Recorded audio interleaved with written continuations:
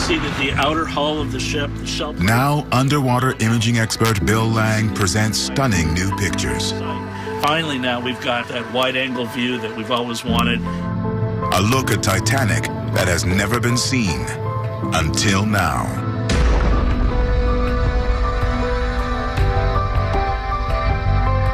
This incredible mosaic is 1,200 individual photos stitched together. No camera lens has ever been able to capture this much detail in a single shot.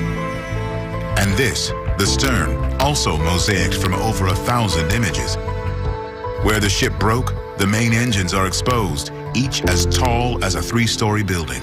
Notice pretty strong current. To Bill Lang, these mosaics are clues about how Titanic hit the bottom.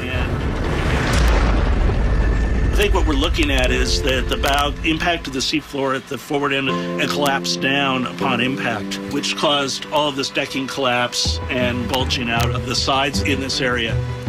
How the data has been collected so far. The science team will continue working for years to come with the data from this expedition. That we've used several different... Hey, Jens Parks. Meanwhile, Park Stevenson, Ken Marshall, and Bill Sauder have focused on the breakup. How did Titanic come apart? Was there a fatal flaw? After a year of painstakingly studying key pieces of new debris, the way they broke, and their location on the map, this team now believes they finally know what happened as Titanic went down. April 14th, 1912, 11:40 p.m. She strikes the iceberg.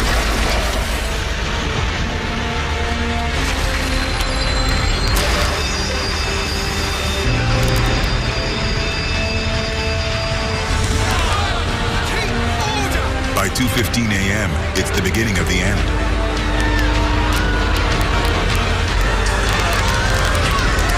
The bow pulls down. The stern rises. Funnels collapse.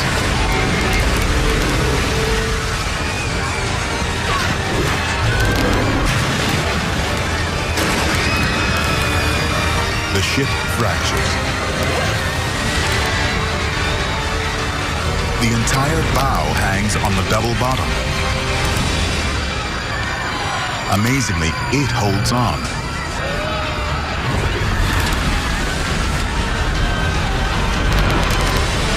Finally, the double bottom lets go. The bow heads down. It sails as it falls, taking perhaps 5 minutes to reach the bottom. The cargo hatch flies off. The structure creases and the back end collapses. The fate of the bow seems straightforward.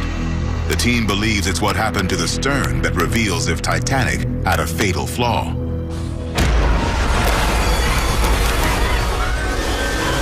Once the double bottom releases the bow, the stern briefly settles back.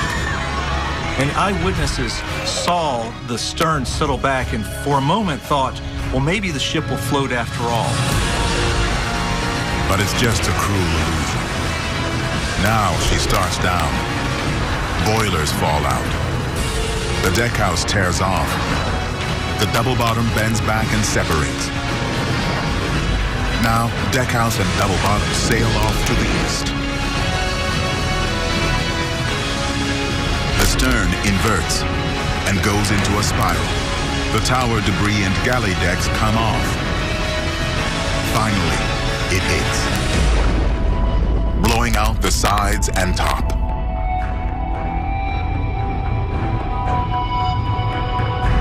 No one can say for certain what happened once Titanic disappeared. But the team believes this scenario is supported by evidence on the sea floor. 1. The double bottom. The forward edge of the front piece is stretched, which would result from its holding the weight of the bow. 2.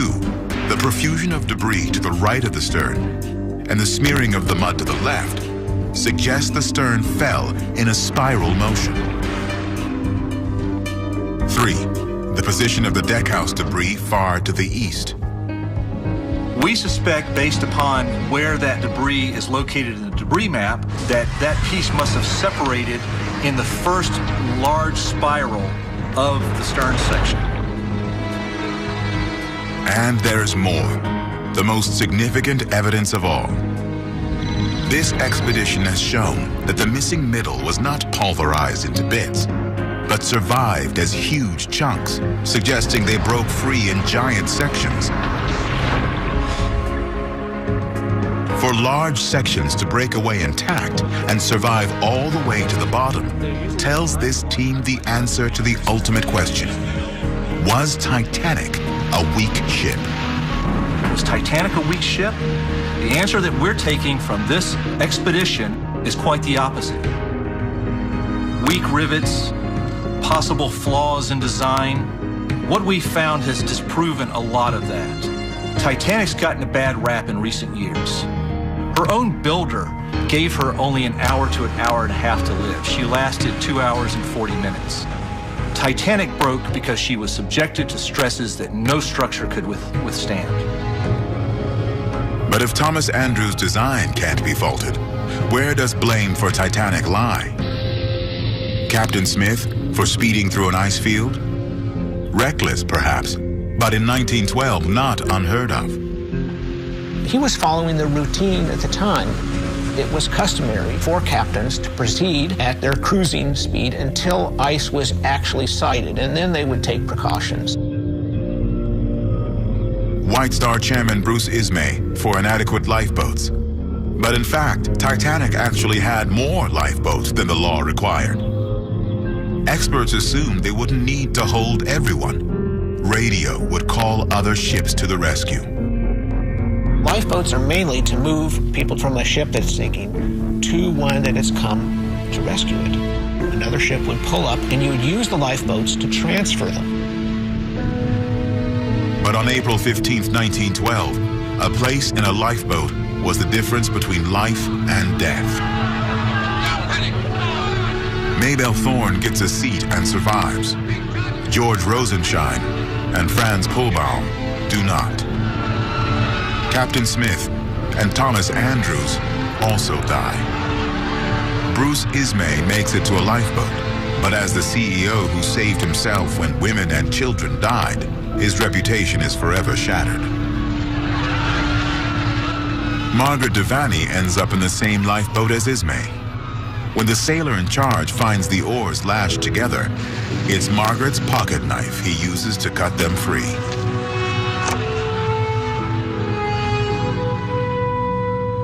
In the end, 700 people made it into a lifeboat and survived. Today, lifeboat seats for everyone is the law. But what good is enough lifeboats if there's no time to launch them? 3 years after Titanic, the Lusitania in 1915, the Andrea Doria in 1956, and in January 2012, the Costa Concordia. 3 state-of-the-art ships that rolled on their side as they sank, making many of their lifeboats unusable. Titanic remained stable for 2 hours and 40 minutes. All of her lifeboats were used. I am convinced that no other ship then on the ocean would have performed under the circumstances as well as Titanic. All along, we've been looking for potential flaws that killed about 1,500 people, but instead, I think we've actually found evidence that Titanic saved about 700 lives. I think there's a lot of evidence that Titanic was built a lot better than she's been given credit for. A century after Titanic's sinking, mysteries are solved, reputations restored, and the entire wreck site has finally been documented. Scientists and historians will study the data for years to come, and new findings will continue to emerge.